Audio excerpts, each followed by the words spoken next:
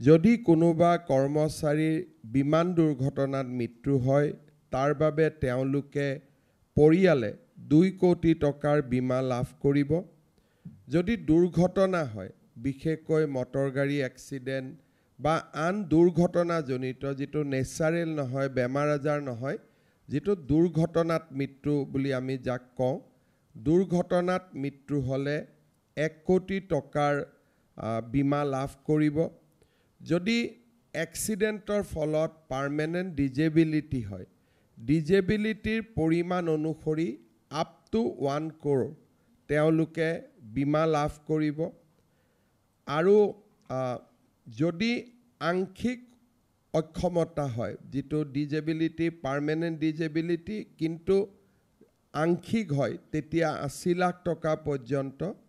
আৰু normal death হ'লেও য'ত নেকি আমাৰ যিকোনো কাৰণত বেমাৰ আজাৰত মৃত্যু হ'লেও আমি 10 লাখ টকাৰ এটা ইঞ্চুৰেঞ্চ প্ৰিমিয়াম লাভ কৰিম। সাধাৰণতে আমি গ্ৰেচুইটি দিওঁ। এইটো গ্ৰেচুইটিৰ লগত এটা অতিৰিক্ত 10 লাখ টকা আমি বেমাৰ আজাৰ হৈ মৃত্যু হ'লেও আমি পাব পাৰিম। এই চুক্তি কৰাৰ পিছত আমি বিভিন্ন ধৰণে ইয়াক পাৰ্চু কৰিছিলোঁ আৰু প্ৰতিটো বিভাগৰ DDO কোষাগাৰ বিষয়াসকলে যাতে কৰ্মচাৰীৰ যিটো একাউণ্ট ছেভিংছ একাউণ্ট আছিল ছেভিং একাউণ্টটোক চেলাৰী একাউণ্টলৈকে যাতে পৰিৱৰ্তন কৰে তাৰ বাবে আমি নিৰ্দেশ দিছিলোঁ। আজি আপোনালোকে চাওক যে 1 জানুৱাৰীত আমি এই MOU কৰাৰ পিছত মানুহ কেনেকৈ উপকৃত হয়। অলৰেডি 238 ক্লেইম আমাৰ ওচৰত দাখিল কৰা হৈছে। এই চুক্তিখন যদি নাথাকিলেহেঁতেন এই 238 গভৰ্ণমেণ্ট এমপ্লয়ীয়ে আমি চৰকাৰে যি দি আছোঁ পালেহেঁতেন। কিন্তু অতিৰিক্ত যিটো জিৰ' প্ৰিমিয়াম য'ত প্ৰিমিয়ামেই দিব নালাগে এই অতিৰিক্ত সুবিধাটোৰ পৰা তেখেতসকল বঞ্চিত হৈ থাকিলহেঁতেন।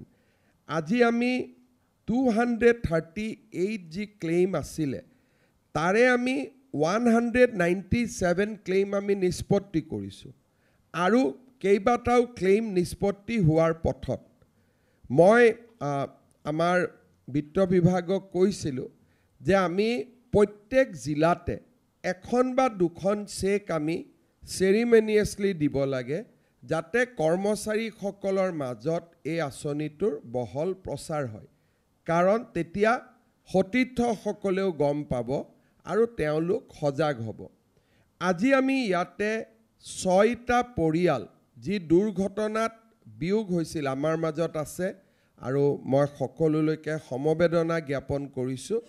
কিন্তু অকণমান হ'লেও আমি সকলোৱে সকাহ পাইছোঁ যে আজি আমি তেওঁলোকৰ পৰিয়ালক 1 কোটিকৈ টকা ইয়াতে আনুষ্ঠানিকভাৱে দিব পাৰিম।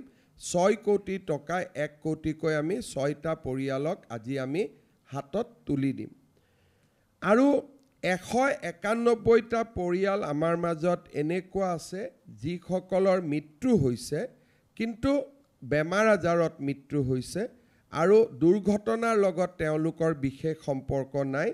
তেনে 191টা পৰিয়ালক আমি 10 লাখ টকাকৈ ইতিমধ্যে দিছোঁ বা আমি দিবৰ বাবে গৈ আছোঁ।